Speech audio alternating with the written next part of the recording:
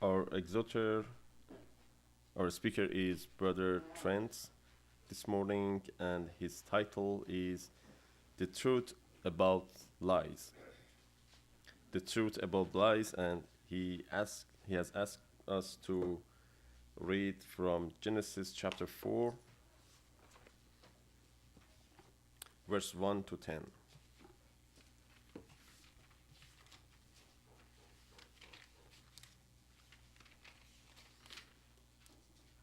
Genesis chapter 4, verse 1 to 10. Adam lay with his wife Eve, and she became pregnant and gave birth to Cain. She said, "With the help of the Lord I have brought forth a man." Later she gave birth to his brother Abel. Now Abel kept flocks, and Cain worked the soil.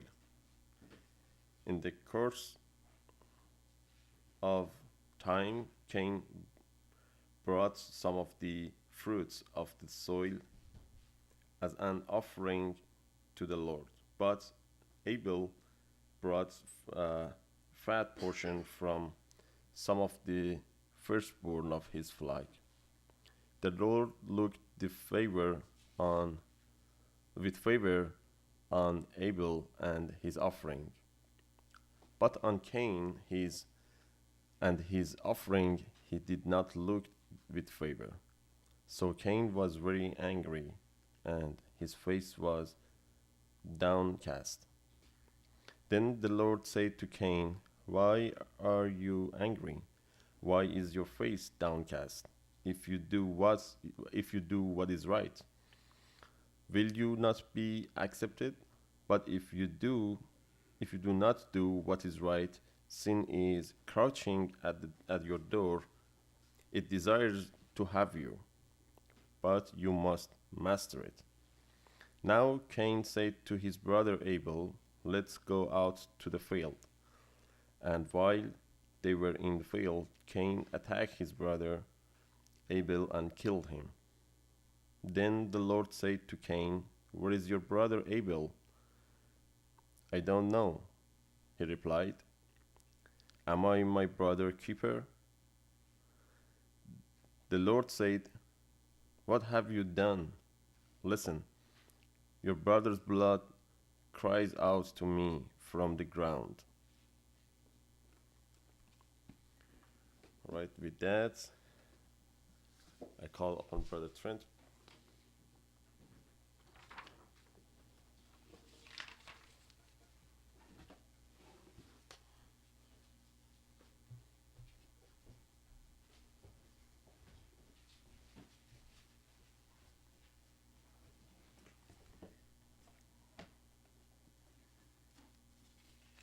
Good morning, all.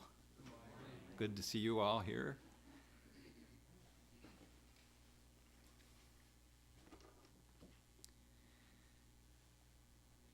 So, the Bible is about truth. God speaks to us through His Word. He's written it down for us, and we get to decide whether we believe it or not. And He's offered it to the whole world. He's offered more than that. He's offered a path to be saved from death. So here we have it, and like I say, we can decide whether we think it's true or not. But God claims in the Bible that He doesn't lie, that He always tells the truth. He really has no reason to lie. If what is said is true in the Bible, then why would He lie? He created all things. He doesn't need to lie about anything that happens. And in fact, He does say He cannot lie. That's what, if we turn to Numbers 23, this is what Balaam says when speaking about God. It says in verse 18, Balaam took up his discourse and said, "Rise, Balak, and hear. Hearken to me, O son of Zippor. God is not man that he should lie, or a son of man that he should repent. Has he said, and will he not do it? Or has he spoken, and will he not fulfill it? So that's his statement concerning God. And again, you can decide whether you believe that or not, but that's, I'm convinced that what Balaam said is true, that God cannot lie, and really he does not say something and then said, oh, I changed my mind about that. So he does not lie. But the Bible is also about lies, right? There's a lot of lies in the Bible, not from God, but from men. As Balaam implies in this, if God is not man that he should lie, that means men lie, correct? Yes, men lie. And you probably know that firsthand, both men and women. You probably lied in your life at some point. For one reason or other. And we'll go maybe through some of those reasons that we lie. So men can and do lie. I mean, that's part of their nature.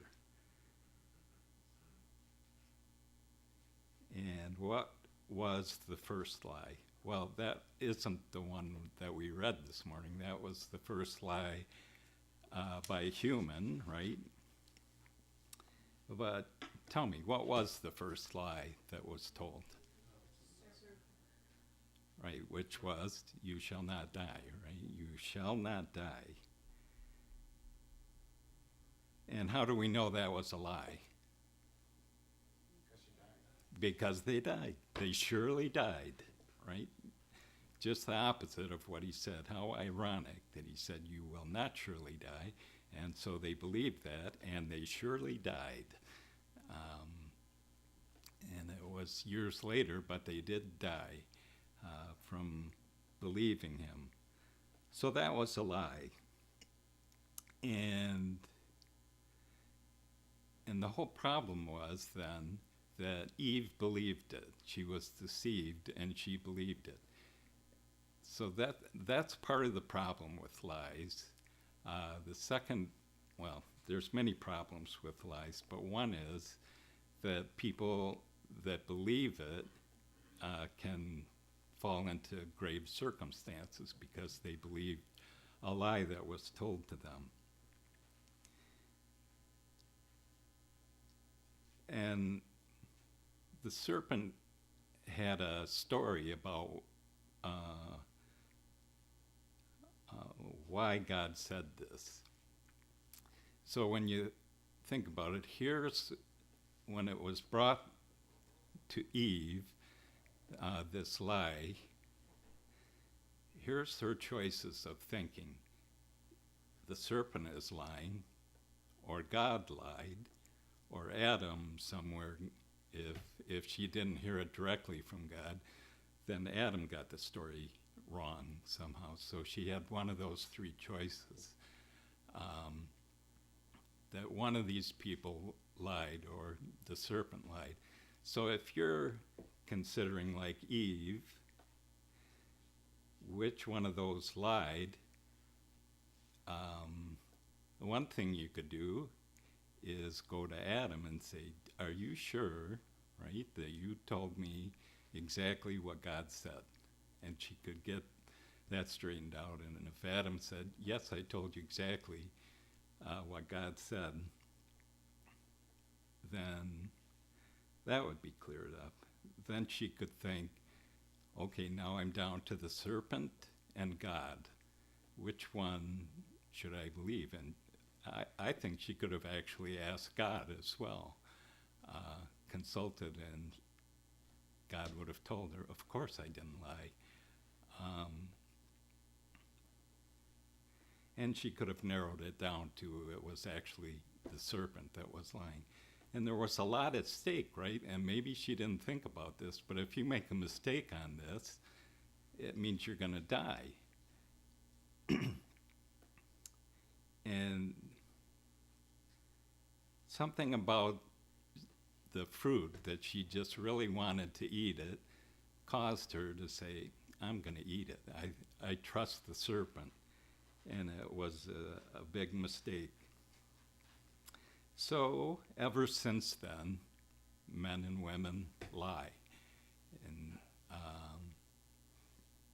they caught this disease from the serpent, evidently, because Adam and Eve didn't lie.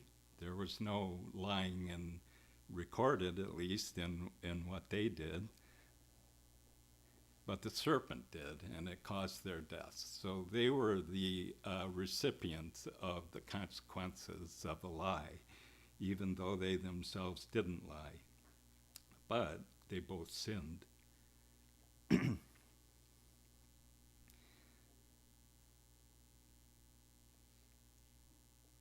So, who remembers the story about George Washington when he was a kid? That Rosemary, what was that story? Cherry tree. And what did he do?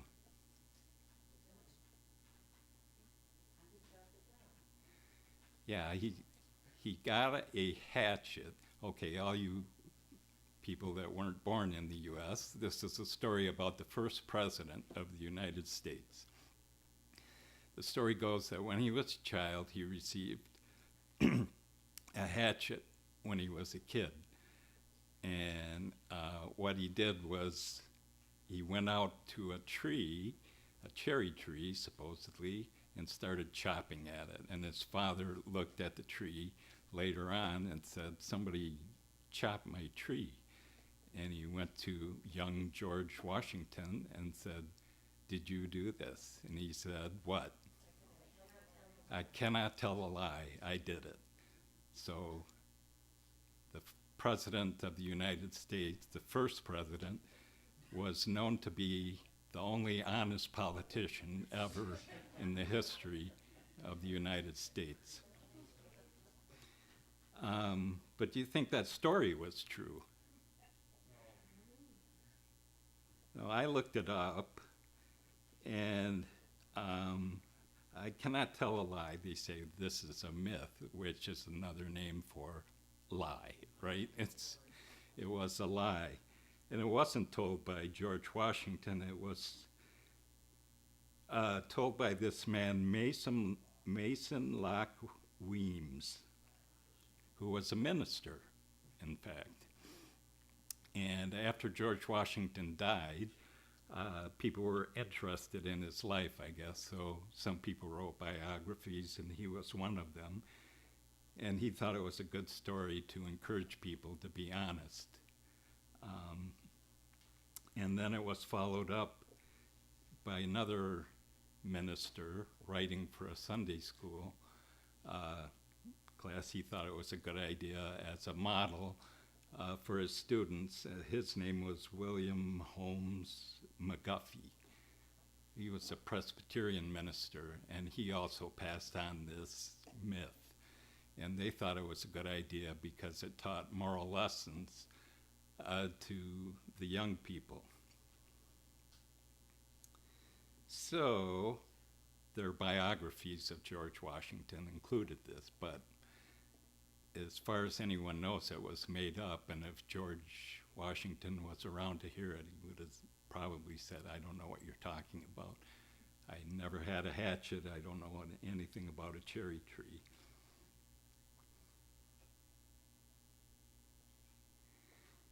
So you might think that's a small thing to tell a story like that, and it does help in teaching moral lessons, but it's always a problem, I think, when we tell lies, because it can have harmful effects later on. Harmful when people find out it's not really true, or harmful when they find out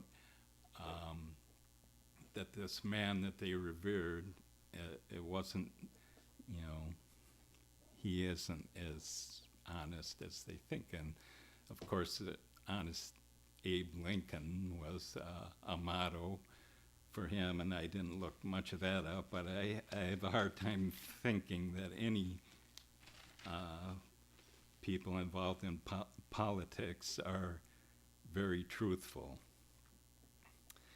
And so these days, there's a lot of lies out there. I mean, there's so many lies in the world, and a lot of them start with politics. It's one of the reasons we don't put our trust in politicians. We don't put our trust in princes. We can't trust much of anybody in the world because we don't know if what they're saying is true or not. And they always have motivation to lie.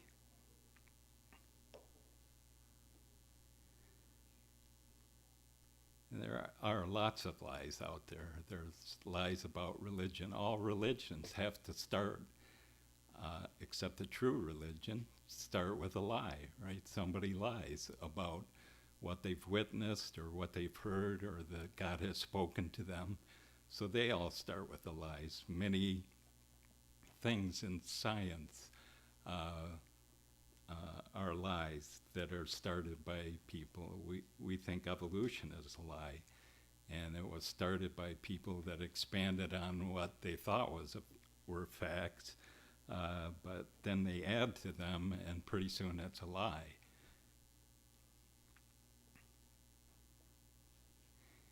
And the Bible, although it explains the truth to us, it's a lot about lies and how we should be discerning and trust God only.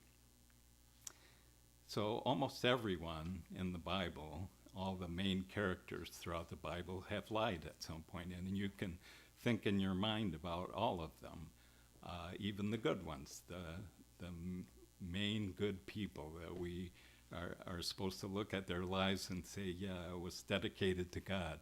But we can find points in all of their lives when they lied. We have what seems like small lies, like Sarah saying, I did not laugh, to the angels, to big lies like Jezebel told about Naboth, right? That he blasphemed against God, and there were severe consequences for that lie. He was killed, and his whole family was killed, so that her husband could get his vineyard. That was a lie, and it caused the death of those people, and I guess they didn't care that that was what would happen.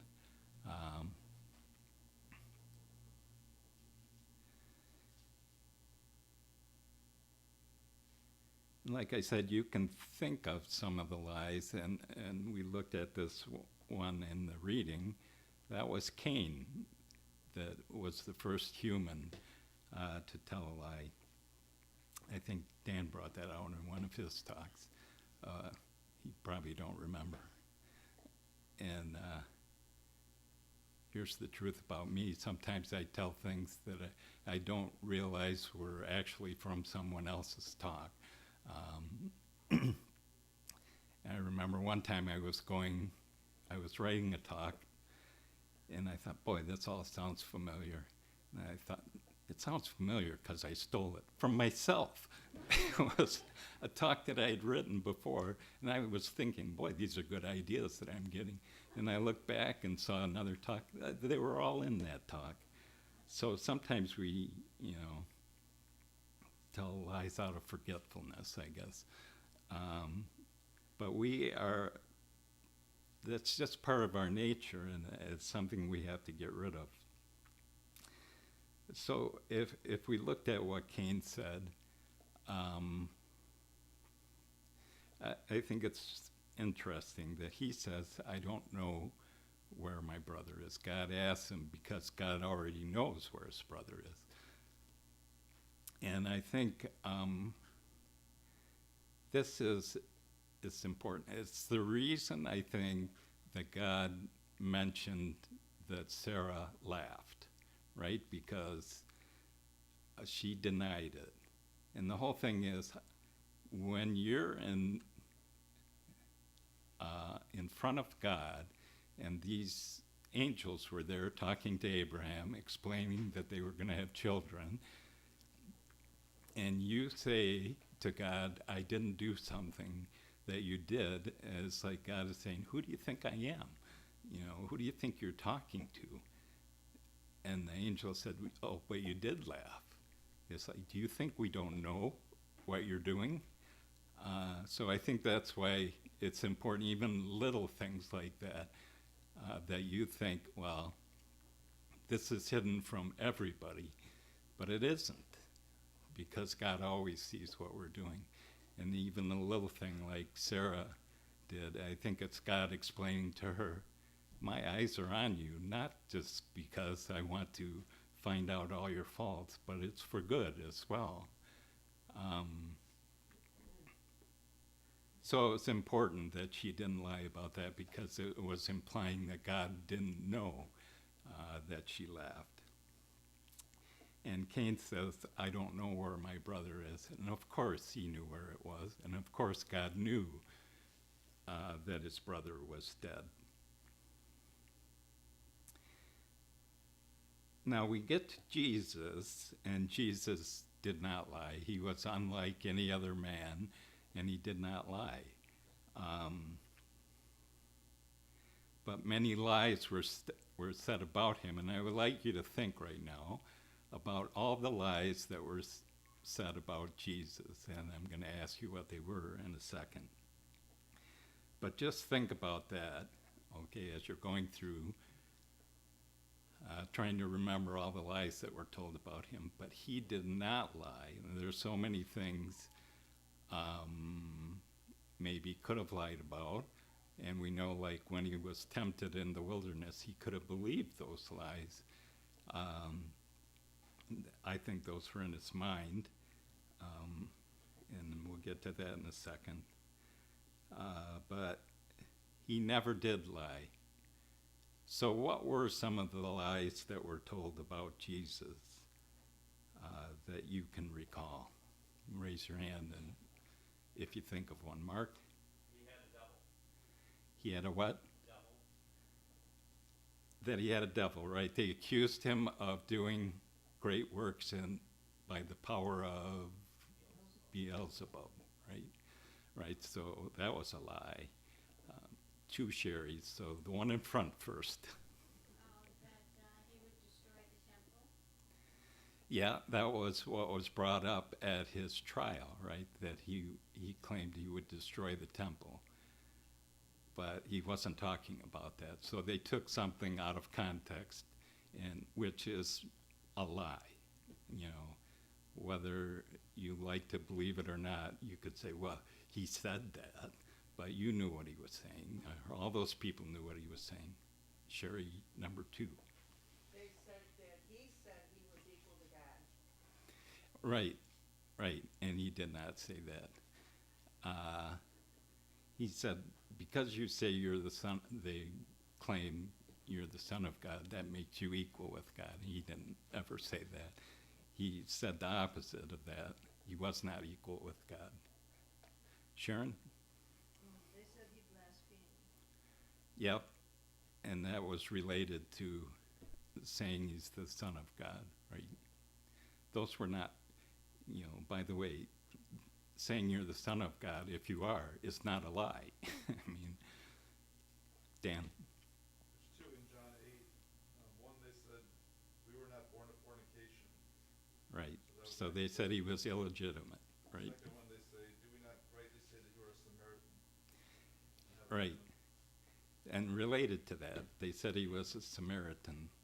And what's the other lie about him that maybe wasn't a bold-faced lie, but Otto?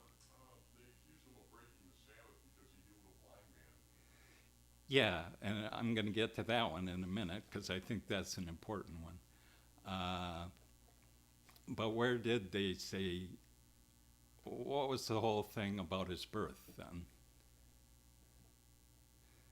Yeah, Sharon? You were born of fornication. Yeah, which we've gone over. But his place of birth wasn't Nazareth, right? But they claimed it's Jesus of Nazareth, but he was born in Bethlehem. And they made a big deal about that. How can you believe this? There's nobody that's supposed to come from Nazareth. So that's several lies that you've already brought forward. Mark?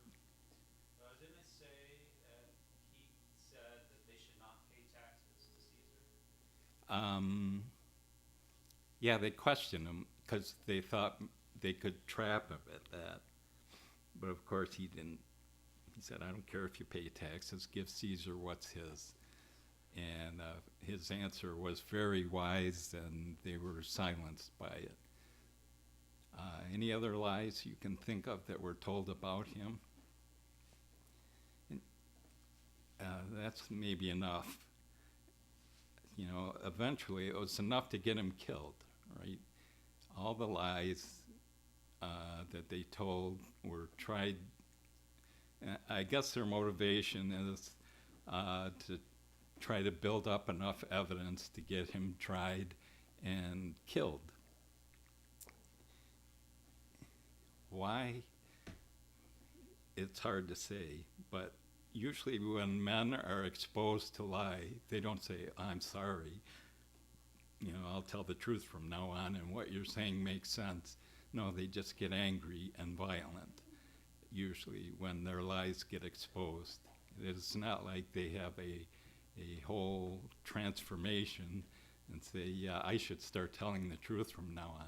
No, they just lie more. And like I say, they tend to get violent, and then it all escalates into wars and men doing bad things to each other. And it's all because they're prone to lie. And getting back to the man born blind, that's in John 9:29. And I think this is one of the biggest lies ever told about Jesus.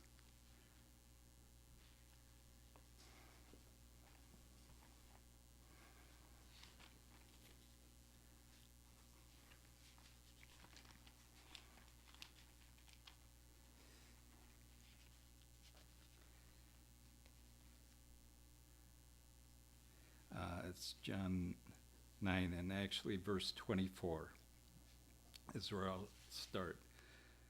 It says, so for the second time they called the man who had been blind and said to him, give God the praise. And we know one thing here, they say, we know that this man is a sinner. Now that's the biggest lie about Jesus there was, right? And that's the lie that is going to cause a lot of people's deaths, because he was not a sinner. His whole purpose to be here was to save us from sin. So he had to not be a sinner. And these Pharisees, these Jews, come out and say, we know this one thing, that he's a sinner. And the reply from the man born blind is what we should always think or do. And he says, whether he is a sinner or not, I do not know. So they said, we know. And he says, I don't know that he is.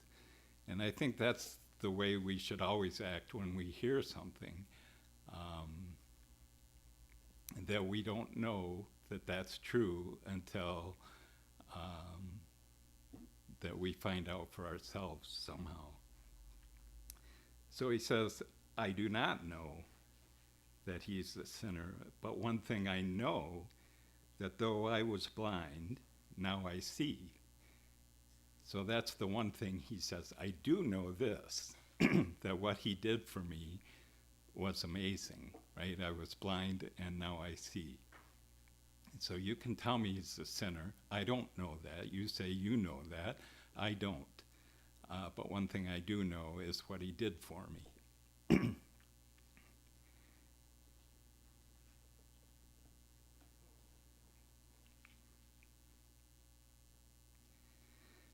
And like I say, that is an excellent attitude. We go through life, and like I say, there's so many things in in the news today that we can't even figure out whether they're lies or not. There's so many accusations by politicians, so many things coming from different quarters that we don't know if we pass that on, whether we would be passing on a lie or not. And so that's why I think it's very important for us to concentrate on what we do know. We do know certain things in our lives. And I think it's important to concentrate on that. Now, I want you to go back in your own history, too, and think about lies that you have told, maybe for one reason or another.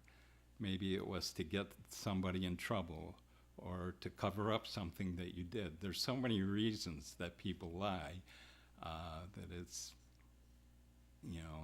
a shame. And sometimes we, like those ministers did about George Washington, sometimes we think it's a good reason that we're lying, that we're sparing somebody from something or encouraging them to do something else. But really, it's never good to lie, because somehow it connects us to the father of lies. So let's turn to John 8, and this is where Jesus talks about this whole concept.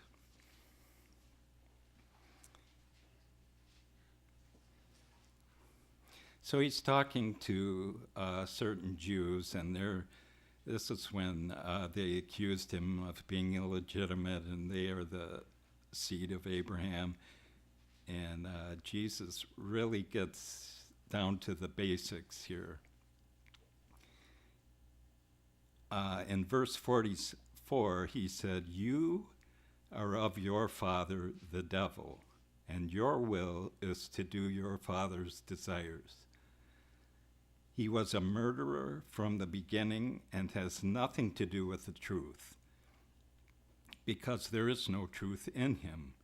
When he lies, he speaks according to his own nature, for he is a liar and the father of lies.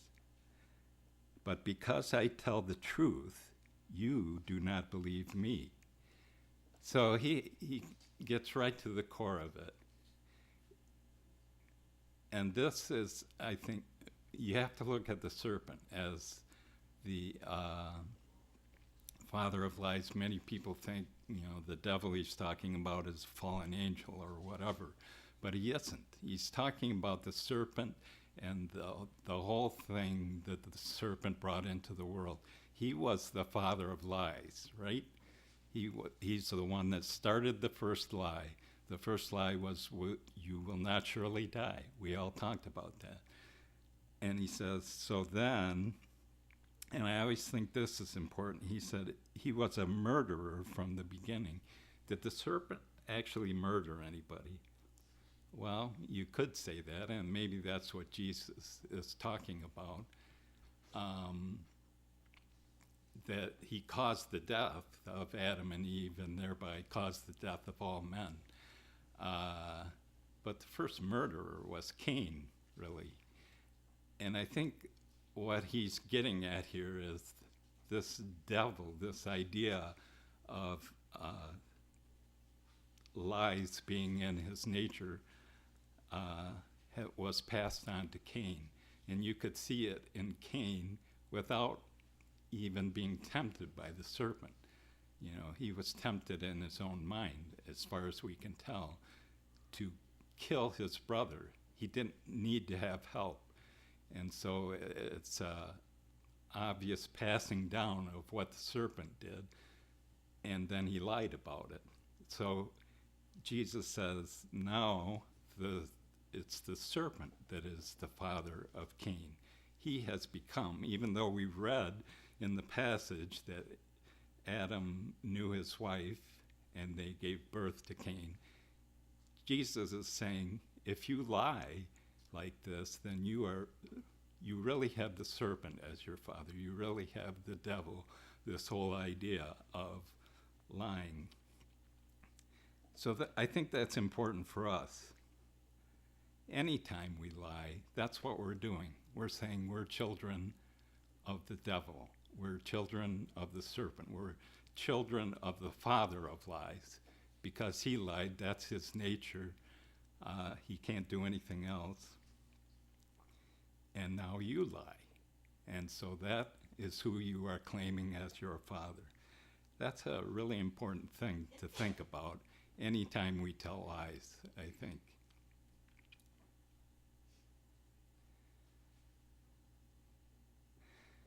So, go back in your life and think about the lies that you've told, and if you could go back, would you still tell those lies? Usually they're lies as children you do to cover up something you did that was wrong, right? I think that's most common. Maybe you told a lie to get your brother in trouble or your sister in trouble. You told your parents that they did something when it was actually you, or whatever lies you can think of that you did. Would you go back and change that today, or would you still say, I couldn't really change that because the consequences would have been severe for me?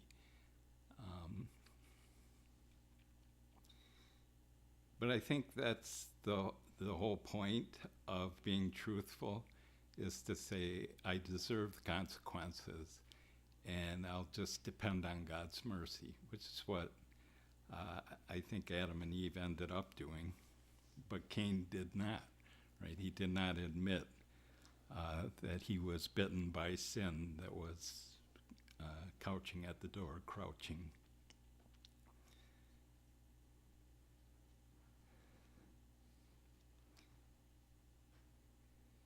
So, that Jesus says the truth will set you free, and it's really true. It's something that, once you are a truthful person, then you're connected to God. And you don't have to worry. Like Jesus says, he's telling Pilate the truth, but Pilate's reply is, what is truth? And I think many people have that question today, even. What is truth? They can't navigate through all the lies that are told from all the different quarters. And what is true one day seems like a lie the next day, and vice versa. And there's so many things going on in the world that people claim to be true that are not, and many things are lies.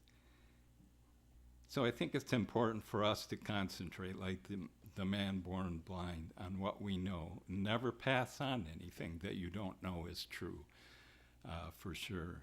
That's why gossip is such a bad thing, because you're passing on something that you can't verify most times. And even if you could verify it, why are you doing it? It's like a strange thing, but a lot of time gossip turns into a lie because people add their own flavor to it. And people, as we talked about, are liars.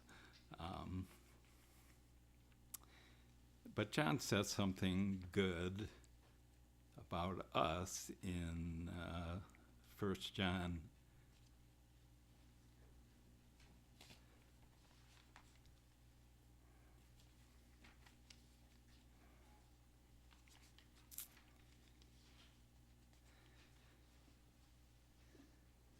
3, 1 John 3,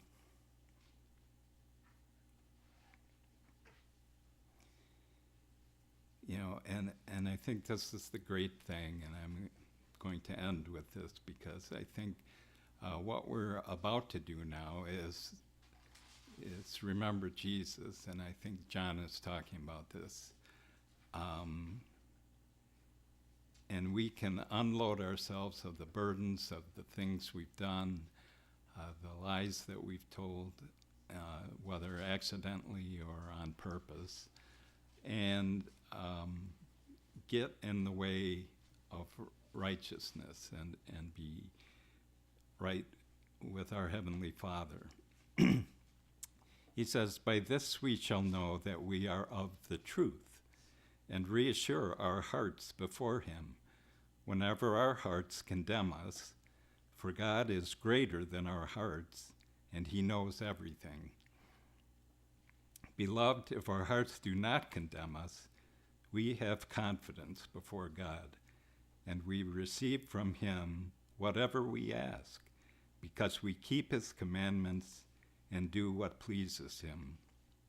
And this is his commandment, that we should believe in the name of the Son, of his Son, Jesus Christ, and love one another just as he has commanded us. All who keep his commandments abide in him, and he in them. And by this we know that he abides in us, by the Spirit which he has given us. So do you see what happens here? It says God is bigger than our hearts, right? And if our hearts condemn us, God is bigger than that. So he'll accept us if we do what he asks. So let's relieve ourselves this day of the burdens of sin, the burden that we inherited from the devil, from the serpent, the father of lies, and remember who does actually save us. So there's certain things that we know, right? We know certain things are true. And we know one thing that is true for sure is that God loves us. He said so and demonstrated it through the sacrifice of his Son. So those are true things that we can cling to, and those are true things that push aside all lies if we concentrate on them. So we are children of the truth.